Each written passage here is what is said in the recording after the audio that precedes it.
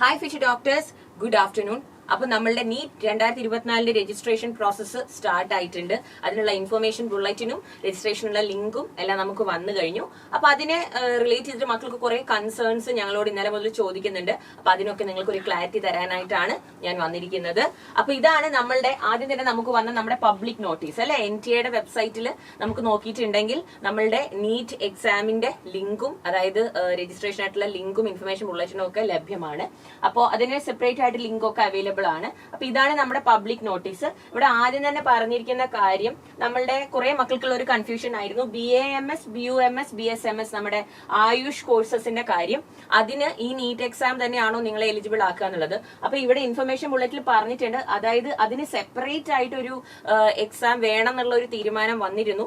പക്ഷെ as of now നമ്മളുടെ NEET exam common ആയിട്ടുള്ള എക്സാം തന്നെയാണ് നിങ്ങളെ ഈ കോഴ്സസിന് BAMS, BUMS, BSMS കോഴ്സസിന് എലിജിബിൾ ആക്കുക എന്നുള്ള ആണ് ഇത് പറയുന്നത്. ഇനി ഇതിൽ എന്തെങ്കിലും മാറ്റം ഉണ്ടെങ്കിൽ ഡെഫിനറ്റ് ആയിട്ട് നമ്മളെ അവർ നോട്ടിഫൈ ചെയ്യും. സോ ആസ് ഓഫ് നൗ നമ്മളുടെ നീറ്റ് UG എക്സാം ആണ് നിങ്ങളെ ഈ കോഴ്സസിന് എലിജിബിൾ ആക്കുക. പിന്നെ പറയുന്നത് MNS military nursing service aspirant seeking admission to BSc nursing courses. അത് ആംഡ് ഫോഴ്സസ് മെഡിക്കൽ സർവീസ് ഹോസ്പിറ്റൽസിന്റെ ഇതെന്താണ് അവർക്ക് അവിടെ കയറണമെങ്കിൽ നീറ്റ് UG നമ്മൾ ക്ലിയർ ചെയ്യണം എന്നാണ് പറയുന്നത്. ഓക്കെ, അപ്പൊ BSc നഴ്സിംഗ് കോഴ്സിനും നീറ്റ് UG യുടെ സ്കോർ കൺസിഡർ ചെയ്യുന്നതായിരിക്കും. പിന്നെ പറയുന്നത് എൻട്രൻസ് 200 മൾട്ടിപ്പിൾ ക്വസ്റ്റ്യൻസ് ആണ്. നമുക്ക് അറിയുന്ന കാര്യമാണ്, മൾട്ടിപ്പിൾ ചോയ്സ് ക്വസ്റ്റ്യൻസ് ആണ് ഉള്ളത്. പിന്നെ ക്വസ്റ്റ്യന്റെ എക്സാമിന്റെ പാറ്റേണിനെ കുറിച്ചാണ് പറയുന്നത്. Physics, chemistry, biology 50 questions in each subject. അതൊക്കെ സെയിം തന്നെയാണ്, അവിടെ ഒന്നും മാറ്റങ്ങളൊന്നും തന്നെ ഇല്ല അല്ലെ. ഓക്കെ, പിന്നെ വരുന്നത് നമ്മുടെ എന്താണ് drawing from the NEP 2020 the NEET UG 2024 will be conducted in 13 languages. അപ്പം നമ്മുടെ വെർണാക്കുലർ ലാംഗ്വേജിലും നമുക്കിപ്പോ എക്സാം എഴുതാനുള്ള ഓപ്ഷൻ ഉണ്ട്. അപ്പം അസമീസ്, ബംഗാളി, ഇംഗ്ലീഷ്, ഗുജറാത്തി, ഹിന്ദി, കന്നഡ, നമ്മുടെ മലയാളത്തിലും വേണമെങ്കിൽ നിങ്ങൾക്ക് പരീക്ഷ എഴുതാനാണ് ഇവിടെ നമ്മുടെ ബുള്ളറ്റിനിൽ പറഞ്ഞിരിക്കുന്നത്, പബ്ലിക് നോട്ടീസ് പറഞ്ഞിരിക്കുന്നത്. പിന്നെ കുറച്ച് ഇമ്പോർട്ടന്റ് ആയിട്ടുള്ള ഡേറ്റുകൾ കൊടുത്തിട്ടുണ്ട്. Online submission of application form വരുന്നത് 9-ാം തീയതിയാണ് ഈ സബ്മിഷൻ സ്റ്റാർട്ട് ചെയ്യുന്നത്. 9th February to March 9th 2024. അപ്പം ഒരു മാസത്തോളം നിങ്ങൾക്ക് സമയമുണ്ട്. സമയമെടുത്ത് നിങ്ങളുടെ രജിസ്ട്രേഷൻ പ്രോസസ്സ് നിങ്ങൾക്ക് കംപ്ലീറ്റ് ചെയ്യാം. അതുകൊണ്ട് മാം വീണ്ടും പറയുന്നു, ഒട്ടും ടെൻഷൻ ആവാതെ റഷ് ചെയ്യാതെ ഇന്ന് തന്നെ നിങ്ങൾ ഇത് ചെയ്യണമെന്നില്ല. ഓക്കെ, ഉടനെ തന്നെ 9-ാം തീയതി തന്നെ എല്ലാം ചെയ്ത് തീർക്കണമെന്നില്ല. നിങ്ങൾക്ക് സമയമെടുത്ത്, അതിനാണ് നിങ്ങൾക്ക് ഇത്രയും സമയം NTA തന്നിരിക്കുന്നത്. റിലാക്സ് ചെയ്ത് നിങ്ങളുടെ ഡോക്യുമെന്റ്സ് ഒക്കെ അറേഞ്ച് ചെയ്ത് ചെയ്യുക. Last date for successful transaction of fees pay ചെയ്യേണ്ട നമുക്ക് UPI ഓപ്ഷൻ ഉണ്ട്. Credit, debit card, net banking, UPI എല്ലാം ഉണ്ട്. ഇതൊന്നും ഇല്ലാത്തവരാണെങ്കിൽ ആദ്യം ഇതൊന്ന് സെറ്റ് ആക്കുക. കാരണം എല്ലാം ഓൺലൈൻ പ്രൊസീജിയർ ആണല്ലോ. അപ്പോ 9th March 2024 up to 11:50 PM വരെ ഫീസ് ചെയ്യാൻ പറ്റും. Okay, correction in particulars to be limited intimated later on the website. അതായത് നമുക്ക് കറക്ഷൻ വിൻഡോയും ഓപ്പൺ ആവും. അതായത് ഇൻ കേസ് നമ്മൾ തെറ്റ് ചെയ്തപ്പം സബ്മിറ്റ് ചെയ്തപ്പോൾ എന്തെങ്കിലും ഒരു മിസ്റ്റേക്ക് വരുത്തി അത് കറക്റ്റ് ചെയ്യണമെങ്കിൽ അത് പിന്നീട് നമ്മളെ അറിയിക്കും. ഓക്കെ, പക്ഷെ എന്താണെങ്കിലും നമുക്ക് ആദ്യത്തെ പ്രശ്നത്തിൽ തെറ്റുകളൊന്നും ഇല്ല ചെയ്യാം. പിന്നെ ഫീസിന്റെ ഡീറ്റെയിൽസ് ആണ്. Category of the candidate, general കാറ്റഗറിയിലുള്ളവർക്ക് 1700 രൂപ. ജനറൽ, EWS, OBC, NCL ആണെങ്കിൽ 1600. SC, ST, PWD, third gender 1000. അപ്പൊ നമ്മുടെ ഫീസ് ഡീറ്റെയിൽസ് ഇവിടെ കൊടുത്തിട്ടുണ്ട്. വേറെ നമുക്ക് ഇവിടെ ടെൻഷൻ അടിക്കാനായിട്ടുള്ളതൊന്നും ഇല്ല. ക്ലിയർ ആയിട്ട് തന്നെ ഇൻഫർമേഷൻ എല്ലാം ഇവിടെ കൊടുത്തിട്ടുണ്ട്. പിന്നെ city of examination, admit card, അതൊക്കെ പിന്നീട് അവർ അനൗൺസ് ചെയ്യും അല്ലെ. ഡേറ്റ് കൊടുത്തിട്ടുണ്ട്, എക്സാം ടൈം കൊടുത്തിട്ടുണ്ട്. പിന്നെ ഇമ്പോർട്ടന്റ് ആയിട്ട് മക്കൾ നോക്കേണ്ടത് ഇതാണ്, വെബ്സൈറ്റ്സ് www.nta.ac.in ഈ ഇൻഫർമേഷൻ വന്നിട്ടുള്ളതെന്ന് പറയുന്നു. അതുപോലെ തന്നെ പക്ഷേ എക്സാമിന്റെ അത് നമ്മൾ പക്ഷെ NTA വെബ്സൈറ്റിൽ കയറി നോക്കിയാൽ ചിലപ്പോൾ ഒറ്റയടിക്ക് നിങ്ങൾക്ക് ഇത് കാണാൻ പറ്റിയെന്ന് വരില്ല. രജിസ്ട്രേഷൻ ഫോമിനുള്ള ലിങ്ക് ഇതാ ഇവിടെ കൊടുത്തിട്ടുണ്ട്. exams.nta.nic.in ഈ ലിങ്കിൽ കയറി നോക്കുക. ഓക്കെ, റിസൾട്ട് June 14th വരുമെന്നാണ് പറയുന്നത്. ഓക്കെ, പിന്നെ കുറച്ച് ഇൻസ്ട്രക്ഷൻസ് കൊടുത്തിട്ടുണ്ട്. എല്ലാം ഓൺലൈൻ മോഡിൽ കൂടിയാണ്. അപ്പോൾ ഈ വെബ്സൈറ്റിൽ തന്നെ കയറി ഓൺലൈൻ ആയിട്ട് അപ്ലൈ ചെയ്യാം. ഓൺലൈൻ ആയിട്ട് അപ്ലൈ ചെയ്യുമ്പോൾ നമുക്ക് അറിയാം ഒരു ടൈമിങ്ങിന്റെ ഇത് ഉണ്ടാകും. അതുകൊണ്ട് ഡോക്യുമെന്റ്സ് എല്ലാം ക്ലിയർ ആയി correct size of documents upload ചെയ്യാനുള്ളത് ഉണ്ടെന്ന് ഉറപ്പാക്കിയിട്ട് മാത്രം നമ്മുടെ പ്രൊസീജിയറിലേക്ക് കടക്കുക. ഓക്കെ, പിന്നെ ഇൻസ്ട്രക്ഷൻസ് എല്ലാം ആദ്യം വായിച്ചു നോക്കണം. അപ്പൊ മക്കൾ ചെയ്യേണ്ടത് ഈ ഇൻഫർമേഷൻ ബുള്ളറ്റിൻ നന്നായിട്ട് വായിച്ചു. 167 പേജുള്ള ഒരു ഡോക്യുമെന്റ് ആണ്. അപ്പൊ നല്ലപോലെ ബുള്ളറ്റിൻ മുഴുവൻ വായിച്ചു നോക്കുക. നിങ്ങൾക്ക് ആവശ്യമുള്ള കാര്യങ്ങൾ വായിച്ച് മനസ്സിലാക്കുക. അതിനുശേഷം ഡോക്യുമെന്റ്സ് റെഡിയാക്കി വെക്കുക. നിങ്ങളുടെ ഫോട്ടോഗ്രാഫും ബാക്കി ഡോക്യുമെന്റ്സ് ഒക്കെ കറക്റ്റ് സൈസിൽ, കറക്റ്റ് ഫോർമാറ്റിൽ, കറക്റ്റ് സൈസിൽ അപ്ലോഡ് ചെയ്യാൻ വേണ്ടി റെഡിയാക്കി വെക്കുക. അതിനുശേഷം മാത്രം റിലാക്സ്ഡ് ആയിട്ട് നമ്മളുടെ ആപ്ലിക്കേഷൻ പ്രോസസ്സ് സ്റ്റാർട്ട് ചെയ്യുക. ഓക്കെ. പിന്നെ ഇതൊരു ഇമ്പോർട്ടന്റ് ആയിട്ടുള്ള കാര്യമാണ്. Candidate must ensure that the email address and mobile number provided in the online application form are their own or parents or guardians only as all information. അതായത് നിങ്ങൾക്ക് ഈ രജിസ്ട്രേഷന്റെ സമയത്ത് OTP ഒക്കെ വരും. അപ്പൊ നിങ്ങൾ ആക്സസ് ചെയ്യുന്ന ഇമെയിൽ ID, മൊബൈൽ നമ്പറും ആയിരിക്കണം അത് കേട്ടോ. യെസ്. ഡീറ്റെയിൽഡ് ഇൻഫർമേഷൻ ബുള്ളറ്റിൻ കാണണമെങ്കിൽ അതിന്റെ ലിങ്ക് ഇതാ ഇവിടെ കൊടുത്തിട്ടുണ്ട്. പിന്നെ ഫർദർ ഇൻഫർമേഷൻ വെബ്സൈറ്റ് നോക്കുക എന്നാണ് നമ്മുടെ സീനിയർ ഡയറക്ടർ ഓഫ് എക്സാംസ് പറഞ്ഞിരിക്കുന്നത്. അപ്പൊ ഇതാണ് നമ്മുടെ പബ്ലിക് നോട്ടീസ് വന്നിരിക്കുന്നത്. നമ്മൾക്കറിയാം അല്ലെ, എല്ലാ വർഷവും വരുന്ന കാര്യം തന്നെയാണ്. അപ്പൊ ഇനി അങ്ങോട്ട് നമ്മൾ നോക്കുകയാണെങ്കിൽ ഇതാണ് നമ്മുടെ ഇൻഫർമേഷൻ ബുള്ളറ്റിൻ. ഇൻഫർമേഷൻ ബുള്ളറ്റിൽ കൂടി മുഴുവൻ നമ്മൾ പോകുന്നില്ല. മോസ്റ്റ് ഇമ്പോർട്ടന്റ് ആയിട്ട് നിങ്ങൾ ശ്രദ്ധിക്കേണ്ട ചില കാര്യങ്ങൾ മാത്രമാണ് മാം ഇപ്പൊ നിങ്ങൾക്ക് പറഞ്ഞു തരാൻ വേണ്ടി പോകുന്നത്. അപ്പോ നമ്മുടെ ഇൻഫർമേഷൻ ബുള്ളറ്റിനിൽ ഫസ്റ്റ് തന്നെ പറയുന്നത്, നമുക്കറിയാം ഒരുപാട് ചാപ്റ്റേഴ്സ് ആയിട്ട് എല്ലാ ഡീറ്റെയിൽസും ഡീറ്റെയിൽ ആയിട്ട് തന്നെ ഇവിടെ കൊടുത്തിട്ടുണ്ട്. ഇൻസ്ട്രക്ഷൻസ് നമ്മൾ കെയർഫുൾ ആയിട്ട് ഫോളോ ചെയ്യുക. രജിസ്ട്രേഷൻ ഫോം നമ്മൾ register for the online application form and note down the system generated application number നിങ്ങൾ നോട്ട് ചെയ്ത് വെക്കണം. അപ്പൊ രജിസ്ട്രേഷൻ പ്രോസസ്സ് നമ്മൾ ഒരുമിച്ച് തന്നെ ഒരു പ്രാവശ്യം ഒന്ന് ചെയ്ത് നോക്കുന്നതായിരിക്കും. ഓക്കെ. യെസ്. ആ സമയത്ത് നമുക്കത് മനസ്സിലാകും. പിന്നെ ഫോർ സബ്സീക്വന്റ് ലോഗിൻസ് നമ്മൾ ആ ആപ്ലിക്കേഷൻ നമ്പറും പാസ്വേഡും സേവ് ചെയ്ത് വെക്കണം. പിന്നെ the candidates can log in with the system generated application number and pre-created password for completing the application form including filling up personal details. അത് നമുക്ക് കയറി ഡീറ്റെയിൽസ് എല്ലാം ഫില്ല് ചെയ്യാം എന്നാണ് പറഞ്ഞത്. കാരണം നിങ്ങൾക്ക് നിങ്ങളുടെ choosing the question paper medium, examination cities അല്ലെ, എല്ലാ ഇൻഫർമേഷൻ നമ്മൾ കൊടുക്കണം. Uploaded scanned images of candidates recent passport size photograph നോക്കുക കേട്ടോ. നമ്മൾക്ക് രജിസ്ട്രേഷന് വേണ്ട ഡോക്യുമെന്റ്സിന്റെ കാര്യമാണ് പറയുന്നത്. പാസ്പോർട്ട് സൈസ് ഫോട്ടോഗ്രാഫ് ഇത് മുമ്പ് നമ്മൾ വന്ന് നിങ്ങളെ നോട്ടിഫൈ ചെയ്തിരുന്നു. Post card size photograph, signature, left and right hand fingers and thumb impression, citizenship certificate, അതായത് നമ്മളുടെ ഇന്ത്യയുടെ പുറത്തുള്ള കാൻഡിഡേറ്റ്സ് ആണെങ്കിൽ സിറ്റിസൺഷിപ്പ് സർട്ടിഫിക്കറ്റ് വേണ്ടത്, and PWBD certificate wherever applicable. PWD candidate ആണെങ്കിൽ അവരുടെ സർട്ടിഫിക്കറ്റും ആവശ്യമുണ്ട്. അപ്പൊ നമ്മൾ നോക്കുന്ന ഫോട്ടോഗ്രാഫിന്റെ കാര്യം ഇവിടെ പറഞ്ഞിട്ടുണ്ട്. The recent photograph should be either in colour or black and white with 80% face without mask visible including ears അല്ലെ. അപ്പം ഇയേഴ്സ് ഒക്കെ കാണുന്ന രീതിയിൽ വൈറ്റ് ബാക്ക്ഗ്രൗണ്ടിലായിരിക്കണം നമ്മളുടെ ഫോട്ടോഗ്രാഫ് എടുക്കുന്നത്. നമ്മളത് സ്റ്റുഡിയോയിൽ പോയി പറയുമ്പം അതുപോലെ അവർ ചെയ്തു തരും. Scan photograph, signature and left and right hand fingers and thumb impression. ഈ വേണ്ടത് പാസ്പോർട്ട് സൈസും വേണം, പോസ്റ്റ് കാർഡ് സൈസും വേണം. ആൻഡ് ഫിംഗേഴ്സിന്റെ തമ്പ് ഇംപ്രഷൻ എടുക്കുന്നത് എങ്ങനെയാണെന്ന് നമുക്കൊക്കെ അറിയില്ല. നമ്മൾ സ്റ്റേഷനറി ഷോപ്പിലൊക്കെ പോയാൽ നമുക്ക് ഇങ്ക് പാഡ് കിട്ടും. അതിൽ നമ്മുടെ ലെഫ്റ്റ് റൈറ്റ് ഹാൻഡ് തമ്പും ഫിംഗേഴ്സും വെച്ചിട്ട് അതൊരു വൈറ്റ് പേപ്പറിൽ നമ്മൾ ഫിംഗേഴ്സ് വെക്കുക, ഇംപ്രഷൻ എടുക്കുക, എന്നിട്ട് അതിന്റെ ഫോട്ടോഗ്രാഫാണ് നമ്മൾ അപ്ലോഡ് ചെയ്യാൻ വേണ്ടിയിട്ട് പോകുന്നത്. Okay.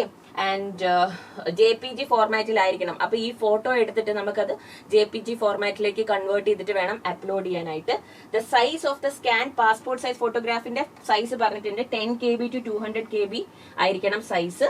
Size of the scan post card size 4/6 ആണ് കേട്ടോ. പോസ്റ്റ് കാർഡ് സൈസിന്റെ ഫോട്ടോയുടെ സൈസ് പറയുന്നത് should be between 10 KB to 200 KB clearly legible.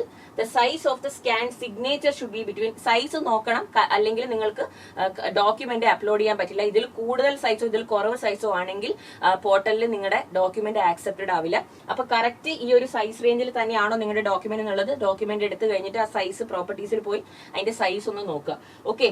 Size of the scan signature should be between 4 KB to 30 KB. The size of the scanned and left and right hand fingers and thumb impression as per the template provided, അത് അപ്പൻഡിക്സിൽ കൊടുത്തിട്ടുണ്ട്, should be between 10 KB to 200 KB. Okay. അപ്പൊ template ഒക്കെ കൊടുത്തിട്ടുണ്ട്. Left and right hand thumb ഇംപ്രഷൻസിന്റെ നമുക്ക് നോക്കാം. Size of the scan copy of PWD certificate UDID. Okay. Swavlamban card should be between 50 KB to 3 PWD കാൻഡിഡേറ്റ്സിനാണ് ഇത് ആപ്ലിക്കബിൾ ആയിട്ടുള്ളത്. അപ്പോൾ അതിന്റെ അർത്ഥം എന്താണ്? നമ്മുടെ രജിസ്ട്രേഷൻ ഫോം ഫില്ല് ചെയ്യുന്നതിന്, അപ്ലൈ ചെയ്യുന്നതിന് നിങ്ങൾക്ക് നിങ്ങളുടെ കാറ്റഗറി സർട്ടിഫിക്കറ്റ് ഇപ്പോൾ ആവശ്യമില്ല. അതായത് നിങ്ങൾ റിസർവേഷൻ കാറ്റഗറിയിലുള്ള സ്റ്റുഡൻസ് ആണെങ്കിൽ SC, ST, OBC, EWS ഈ സർട്ടിഫിക്കറ്റ്സ് ഒന്നും നമുക്ക് രജിസ്ട്രേഷൻ ഫോം ഫില്ല് ചെയ്യാൻ ആവശ്യമില്ല. പക്ഷെ നമുക്ക് പിന്നെ എപ്പോൾ ആവശ്യം വരും? നമ്മളുടെ എക്സാം ഒക്കെ കഴിഞ്ഞ് നമ്മുടെ കൗൺസിലിംഗ് ടൈം ആകുമ്പോൾ നമുക്ക് ഒറിജിനൽ സർട്ടിഫിക്കറ്റ് വേണ്ടി വരും. അപ്പം ആ സർട്ടിഫിക്കറ്റ് ഇല്ലാത്തവരാണെങ്കിൽ നിങ്ങൾ ചിലരുടെ വാലിഡിറ്റി കഴിഞ്ഞിട്ട്, എനിക്ക് തോന്നുന്നു ചില സ്റ്റേറ്റുകളിൽ 2 years വാലിഡിറ്റി ഒക്കെയാണ് ഉണ്ടാവുക. അപ്പോൾ ആ വാലിഡിറ്റി നിങ്ങളുടെ സർട്ടിഫിക്കറ്റിന്റെ കഴിഞ്ഞിട്ടുണ്ടെങ്കിൽ ഉടനെ തന്നെ നിങ്ങൾ അത് അപ്ലൈ ചെയ്യുക, റെഡിയാക്കി വെക്കുക. ഇപ്പം നിലവിൽ ആപ്ലിക്കേഷൻ ഫോം ഫില്ല് ചെയ്യാൻ നിങ്ങൾക്ക് മറ്റ് കാറ്റഗറി സർട്ടിഫിക്കറ്റ് ഒന്നും ആവശ്യമില്ല. Candidate has uploaded the photograph, left hand, right hand, thumb fingers, thumb impression, signature എല്ലാം കറക്റ്റ് ആയിട്ട് തന്നെ ചെയ്തു എന്ന് ഉറപ്പ് വരുത്തുക. അതുകൊണ്ടാണ് ഞാൻ പറയുന്നത്, അത് ഒരിക്കലും നിങ്ങൾ ഒരു തിരക്കിലോ റഷ് ചെയ്തോ ഹറിബറി ആയിട്ട് ചെയ്യേണ്ട ആവശ്യമില്ല. മാർച്ച് 9 വരെ നമുക്ക് സമയമുണ്ടല്ലോ. അപ്പൊ സമയം എടുത്ത് റിലാക്സ് ചെയ്ത് ചെയ്യുക. ഓക്കെ, ടാമ്പർ ഒന്നും ചെയ്യാതെ, കാരണം ഇതേ ഡീറ്റെയിൽസ് ആണ് നിങ്ങളുടെ അഡ്മിറ്റ് കാർഡിലും വരാൻ വേണ്ടി പോകുന്നത്. ഓക്കെ, പിന്നെ ഫീ പേയ്മെന്റ് ആണ് വരുന്ന അടുത്ത സ്റ്റെപ്പ്. 2 സ്റ്റെപ്പിലായിട്ട് after completing application form login ചെയ്യുക, അല്ലെ നിങ്ങളുടെ ആപ്ലിക്കേഷൻ നമ്പറും പാസ്വേഡും ക്രിയേറ്റ് ചെയ്യുക. പിന്നെ നമ്മുടെ ഡീറ്റെയിൽസ് ഒക്കെ റെഡിയാക്കി വെക്കുക, ഡോക്യുമെന്റ്സ് ഒക്കെ റെഡിയാക്കി വെക്കുക. അതിനുശേഷം നമ്മൾ ഡീറ്റെയിൽസ് ഒക്കെ ഫില്ല് ചെയ്യുന്നു. അതിനുശേഷം നമ്മൾ ഫീ പേയ്മെന്റിലേക്കാണ് പോകുന്നത്, അല്ലെ? യെസ്.